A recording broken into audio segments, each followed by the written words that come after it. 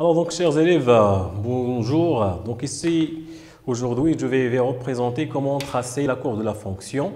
Donc avec votre professeur Ahmed Boulmal, prof Académie régionale Lyon Saqi Al-Hamra, lycée qualifiant Msla. Donc l'objectif de la science c'est comment tracer la courbe de la fonction. Donc le problème que les élèves éprouvent dans l'examen de bac lorsqu'ils font l'étude de la fonction, ils ont la difficulté comment tracer la courbe de la fonction. Pour cela, je vais vous proposer aujourd'hui une façon pour traiter la courbe de la fonction. Alors, exemple numéro 1. Supposons on a une fonction.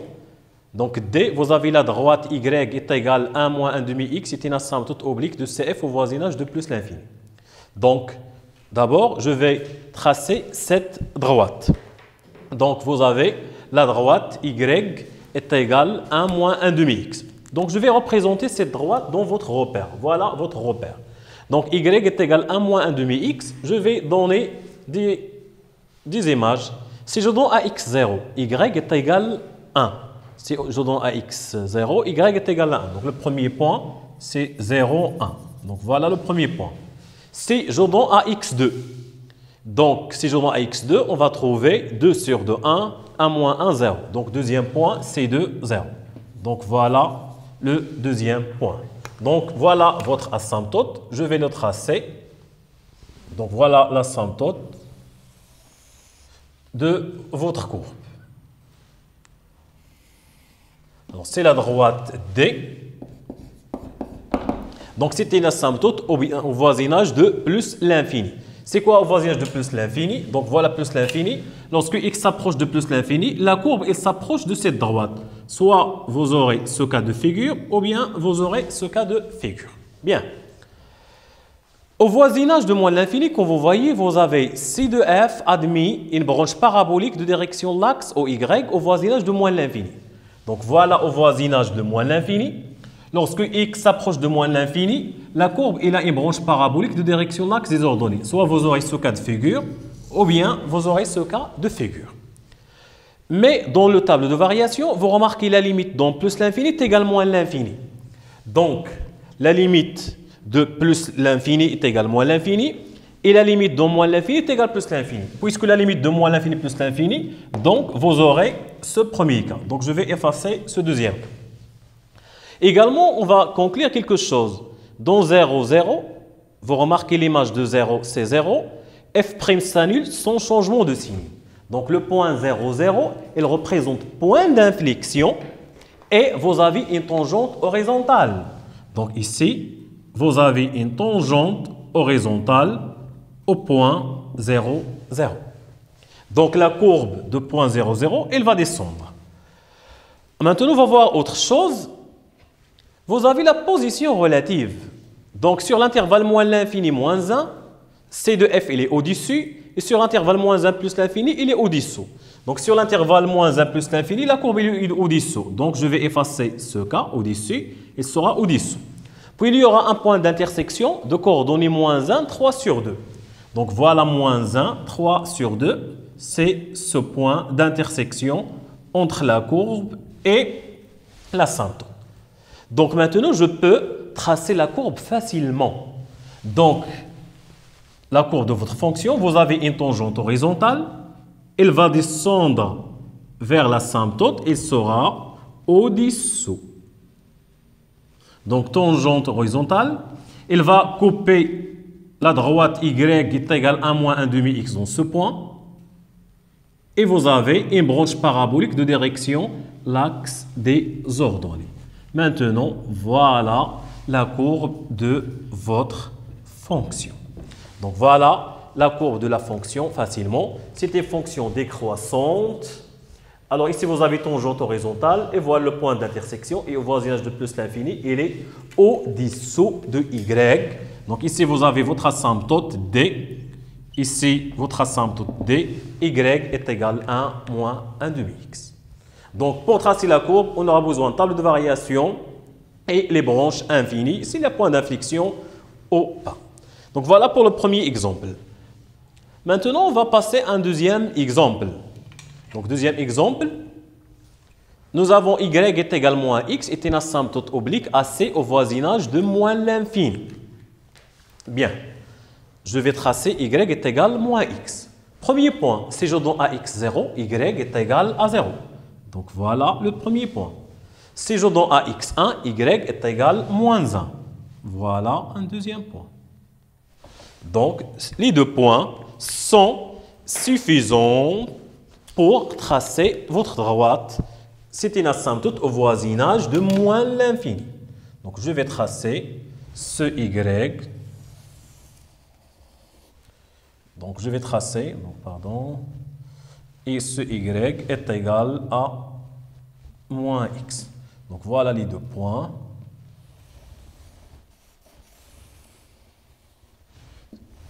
Alors vous avez cette asymptote, il est au voisinage de moins l'infini. Donc voilà votre d, y est égal à moins x. Alors au voisinage de moins l'infini, voilà moins l'infini, c'est-à-dire lorsque x s'approche de moins l'infini, la courbe elle va s'approcher de cette asymptote, soit vous avez ce cas ou bien ce cas. Si vous avez la courbe, il est au-dessous, et si vous avez la courbe, il est au-dessus. On va y revenir après. Une autre donnée que nous avons, la voilà, il existe un seul alpha appartenant à l'intervalle 3 sur 2, 7 sur 4, tel que f de alpha est égal à 0. Alors c'est quoi ce alpha? Donc ce alpha il est compris entre 3 sur 2, 1,5, 7 sur 4, c'est 1,75. Ce alpha, il représente, d'après le TVI, c'est le point d'intersection entre la courbe et l'axe des abscisses. Donc je vais chercher ce point, alpha, le voilà, entre 1,5 et 1,75, voilà ce alpha. Donc ce alpha, c'est le point d'intersection avec l'axe des abscisses. Donc la courbe, elle va passer par ce point. Alors, autre donnée, c'est de f admis une branche parabolique de direction l'axe y au voisinage de plus l'infini. C'est-à-dire, voilà plus l'infini, la courbe, elle va prendre la direction de l'axe des ordonnées. Soit vous aurez ce cas de figure, si vous avez la limite dans plus l'infini moins l'infini, ou bien vous aurez ce cas de figure. Si la limite plus l'infini est dans moins l'infini, si la limite plus l'infini est dans... Si la limite plus l'infini est dans moins l'infini, et si la limite plus l'infini est dans plus l'infini. Vous avez quelques données. F' de 0 est égal à 0, f de 0 est égal à 2. J'aimerais bien revenir à ce point. Dans l'examen national, vous pouvez trouver cette question. Donnez l'interprétation géométrique du résultat f' de 0 est égal à 0. C'est quoi f' de 0 est égal à 0? Qu'est-ce qu'il représente graphiquement? Alors, f' de 0 est égal à 0. Graphiquement, c'est le point où il y a une tangente. Donc, il y a une tangente horizontale au point 0, f de 0. Or, f de 0, c'est 2. Donc, c'est le point 0,2. Donc, voilà le point 0,2. La voilà. Il y a une tangente horizontale. Bien. Donc, voilà pour l'instant pour ces données. On va voir autre donnée. Bien sûr, c'est la position relative. La position relative, vous avez sur l'intervalle moins l'infini 2.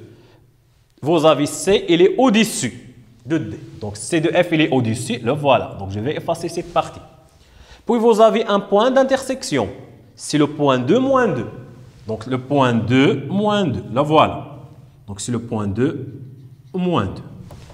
Puis, pour la branche parabolique, on va y revoir dans le tableau de variation. C'est une fonction décroissante. Vous avez la limite dans plus l'infini, c'est moins l'infini. Donc, vous aurez ce cas de figure. Donc, je vais effacer ce cas. Maintenant, je pense que la courbe, elle va être claire. Donc, c'est une fonction décroissante. Voilà une tangente et point d'inflexion. Elle va couper l'axe des abscisses par le point alpha. Et le point d'intersection avec l'asymptote, c'est le point 2, moins 2.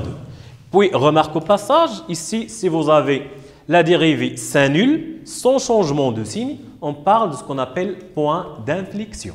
Donc ici, il y a un point d'inflexion. Maintenant, je peux tracer ma courbe facilement. Donc, il sera décroissante. Donc ici, vous avez un point d'inflexion. Et elle va s'approcher de l'asymptote et sera au-dessus. Puis, toujours la fonction décroissante, il va couper l'axe des abscisses en un point alpha, le voilà. L'intersection avec la droite, c'est ce point en rouge, 2, moins 2. Puis, il prend une branche parabolique de direction l'axe des ordonnées. Et voilà votre courbe facilement. Bien. Donc, vous remarquez, on aura besoin de deux choses, surtout table de variation et les asymptotes et la position relative. Et ce point alpha, c'est le point d'intersection entre la courbe et l'axe des abscisses qu'on prouve souvent par le TVI ou bien le théorème des valeurs intermédiaires. Bien, on passe à notre exemple. Dans cet exemple, vous avez seulement un tableau de variation. C'était une fonction qui est courte, très simple. Donc, je reviens à votre fonction.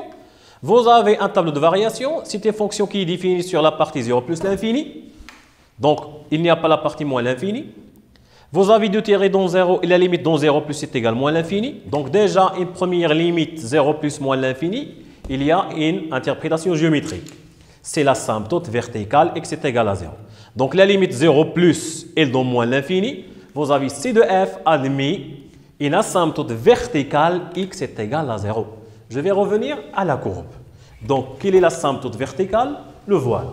Donc, voilà votre asymptote x est égal à 0 qui n'est rien que l'axe des ordonnées.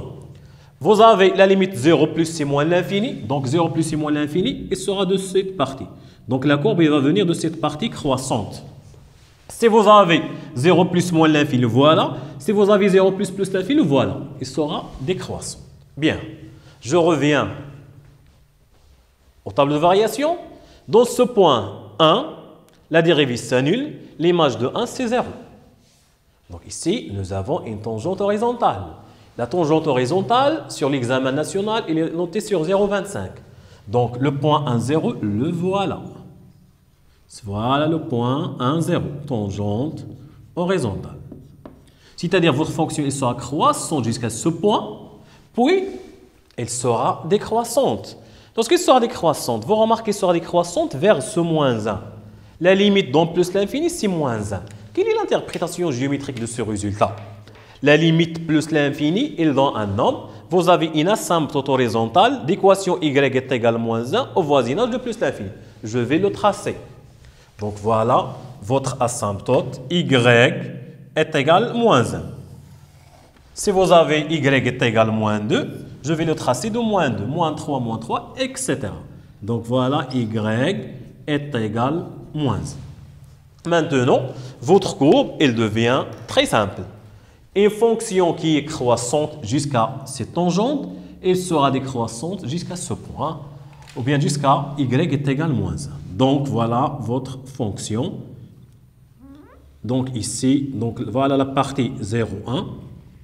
Puis, une fois la fonction elle arrive à cette tangente, elle sera décroissante et elle va s'approcher de l'asymptote. Donc, voilà la courbe de votre fonction. Vous remarquez graphiquement que la courbe de la fonction elle est au-dessous des abscisses. Donc, si vous avez une question sur le signe de f, vous pouvez le déduire facilement. F il est négatif, f de x pardon, il est négatif car la valeur maximale c'est 0. Donc, f de x il sera inférieur ou égal à 0. Et dans la courbe, vous avez des questions. Vous pouvez avoir des questions après la courbe. Par exemple, résoudre graphiquement f de x est égal à m, avec m paramètres. Donc, bien sûr, je parle de cette fonction. Donc, f de x est égal à m. Donc, un paramètre m. Lorsqu'on dit f de x est égal à m, si les intersections, bien on cherche les intersections entre la courbe de la fonction et la droite y est égal à m. Si on cherche f de x est égal à 0, on cherche l'intersection avec l'axe des abscisses. Donc m, il se déplace de moins l'infini jusqu'à plus l'infini. Donc, le premier cas, si vous avez m dans cet intervalle de moins l'infini jusqu'à moins 1, il y a toujours une seule solution.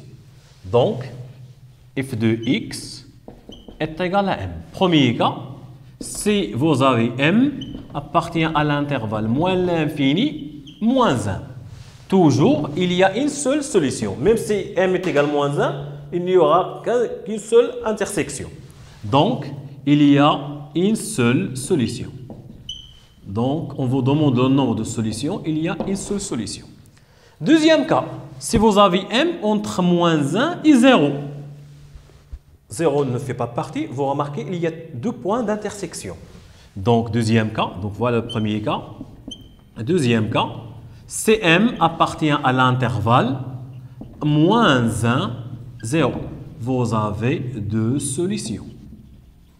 Puis, Cm est égal à 0, il y a une seule solution. Donc, si m est égal à 0, vous avez une seule solution. Ou bien une solution unique. Puis, le dernier cas, lorsque le m dépasse 0, c'est-à-dire de 0 plus l'infini, vous remarquez qu'il n'y a pas d'intersection. Alors, Cm est strictement supérieur à 0, pas de solution. Donc, voilà votre équation paramétrique. Mais bien sûr, pour traiter cette équation, il faut que la courbe soit correcte. Si vous avez des difficultés dans la courbe, vous allez éprouver des difficultés. Alors, toujours dans la courbe, vous pouvez avoir ce type de question. On vous demande soit j'ai la restriction de f sur 1 plus l'infini, donc la restriction de f, montrer que j'ai admis une fonction réciproque sur un intervalle g à préciser. Donc, vous rappelez, pour montrer qu'une fonction admet une fonction réciproque, il y a deux conditions. C'est la continuité et la monotonie. Donc, facilement, sur l'intervalle 1 plus l'infini, vous avez f est une fonction qui est continue. Puis, est strictement décroissante. Donc, elle admet une fonction réciproque. Donc, deux conditions pour répondre à la question A. Donc, question A.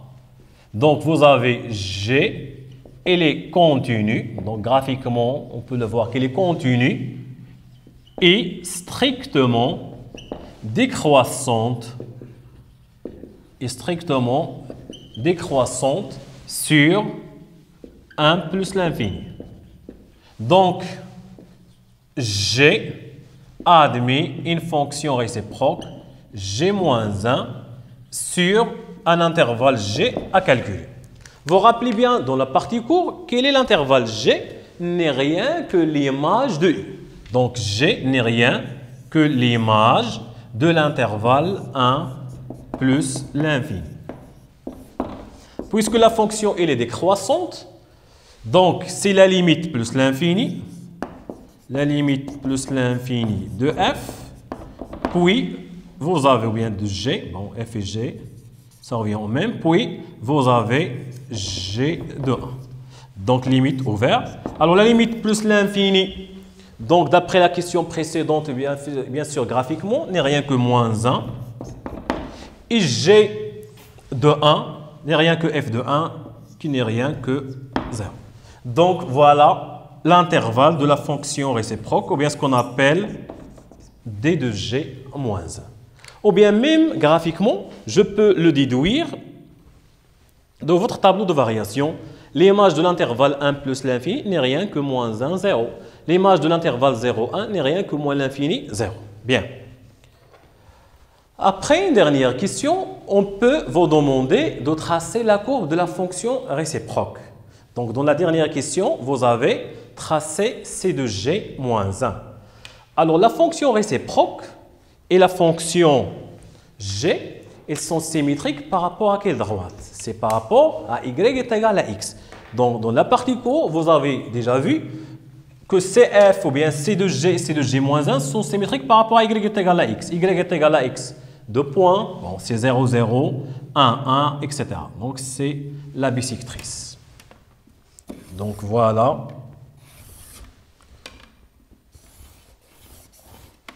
Y est égal à X. Bien. N'oubliez pas que la fonction G, la voilà. C'est cette partie. Ici, vous avez la fonction F. La fonction G, c'est cette partie. Donc, je vais tracer la symétrie de cette partie que vous voyez en rouge. Bien. Je vais prendre ce point. Ce point, quelles sont ses coordonnées? C'est 1, 0. Dans la réciproque, c'est 0, 1. Le voilà. Donc, la symétrie de ce point, le voilà. Ici, une petite remarque. Vous avez une demi-tangente horizontale à droite. Dans la réciproque, ça va être une demi-tangente verticale vers le haut. Voilà. Vous avez cette fonction décroissante. Alors, également, G-1, elle va être décroissante. Puis, vous avez ici Y est égal à moins 1. Dans la fonction réciproque, c'est l'inverse. l'asymptote horizontale il devient vertical et vice-versa. Donc ici, vous avez y est égal moins 1. Donc votre fonction, ça va être x est égal moins 1. Donc voilà, votre asymptote, ça va être x est égal moins 1. Vous avez votre fonction décroissante, également la fonction g-1, ça va être décroissante. Donc, il sera décroissante jusqu'à ce point. Donc, voilà votre fonction réciproque g-1 que vous voyez ici, tracée par la couleur bleue. Donc, cette fonction que vous voyez ici, c'est la fonction c de g-1. Donc, pour le correcteur, vous pouvez mettre un petit tableau dans lequel vous pouvez expliquer ces données. Donc, vous avez C de G et C de G-1, mais ce n'est pas nécessaire. Mais l'essentiel, c'est de dire au correcteur, pour le traçage de C de G-1, on a cette donnée. C de G-1 et C de G et sont symétriques par rapport à la bisectrice, bon, je vais l'appeler delta, y est égal à x. Vous pouvez également faire ce petit tableau. Ici, vous avez C de G. Ici, vous avez C de G moins 1. Par exemple, C de G, il est défini sur quel intervalle? C1 plus l'infini. C de G moins 1, c'est l'intervalle moins 1. C'est l'intervalle moins 1. Moins 1, 0. Puis, vous avez sur cet intervalle, cette fonction est décroissante, C de G-1 est décroissante. La fonction G et G-1 ont la même monotonie. Puis, ici, vous avez une asymptote qui est horizontale, c'est Y est égal à moins 1. Ici, vous aurez X est égal à moins 1. Puis, ici, vous avez une demi-tangente. Dans quel point? C'est le point 1, 0. Et dans la fonction g-1, ça va être 0,1. Ici, vous avez une demi-tangente horizontale à droite. Ici, ça va être une demi-tangente verticale à droite. Donc, vous pouvez mettre dans votre copie ce tableau comparatif entre C de G et C de G-1. Mais ce n'est pas nécessaire. Mais la phrase la plus intéressante que vous devez mettre, c'est que C de G-1 et C de G sont symétriques toujours par rapport à la bisectrice, à savoir delta Y est égal à X, ou bien vous pouvez faire point par point. Donc, voilà, chers élèves, l'objectif de cette dernière séance, c'est de vous montrer qu'il est très simple de tracer la courbe de la fonction. Ça ne sert à rien de faire le tableau de variation et de calculer les limites, les branches paraboliques et la position relative et de lisser la figure et de perdre 2 points de la figure ou bien 1,5 point. Bon, je pense que c'est logique. Pour tracer la fonction, c'est très simple. Faites attention juste à ces données et vous n'allez pas trouver des difficultés pour tracer votre courbe. Donc, chers élèves, merci pour votre attention. On se donne rendez-vous prochainement. À bientôt.